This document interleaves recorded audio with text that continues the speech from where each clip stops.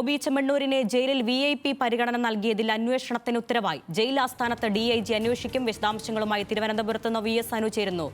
അനു, വലിയ നാടകീയ സംഭവങ്ങളെല്ലാം നടന്നു. ബോബിയുടെ അറസ്റ്റ് മുതൽ ഇന്നത്തെ സംഭവം വരെ, ഇന്ന് കോടതിയുടെ ഇടപെടലുകളുണ്ടായി, വലിയ ശാസനയുണ്ടായി. ഇതിനെല്ലാം ഒടുവിൽ ഇപ്പോൾ VIP പരിഗണനയിൽ അന്വേഷണം വന്നിരിക്കുന്നു. കൂടുതൽ വിവരങ്ങൾ.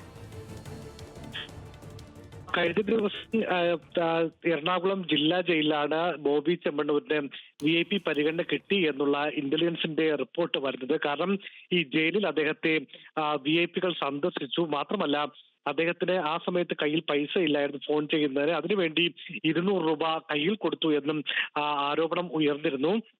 സാധാരണ ജയിലിൽ റിമാൻഡിൽ കഴിയുന്ന പ്രതികൾക്ക് ഒന്നുകിൽ മണി ഓർഡർ വഴിയോ അല്ലെങ്കിൽ അയാൾ കൊണ്ടുവരുന്ന പണമോ വേണം ഉപയോഗിച്ച് ഫോൺ ചെയ്യാൻ. പക്ഷേ അല്ലാതെ ഫോൺ ചെയ്തു എന്ന അടക്കമുള്ള വലിയ ആരോപണങ്ങൾ ഉയർന്നു. അതുമായി ബന്ധപ്പെട്ട സ്പെഷ്യൽ ബ്രാഞ്ചിന്റെ റിപ്പോർട്ടും പോലീസ് ആസ്ഥാനത്ത് ലഭിച്ചിരുന്നു.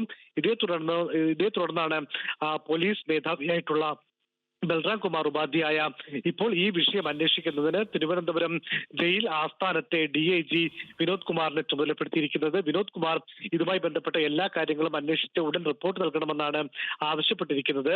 മധ്യമേഖല ജയിൽ DIG ഉൾപ്പെടെയുള്ളവർ ഈ ബോബി ചെമ്മണ്ണൂരിനെ കണ്ടു എന്നടക്കമുള്ള ആരോപണങ്ങൾ നിൽക്കെയാണ് ജയിൽ മേധാവിയുടെ നടപടി.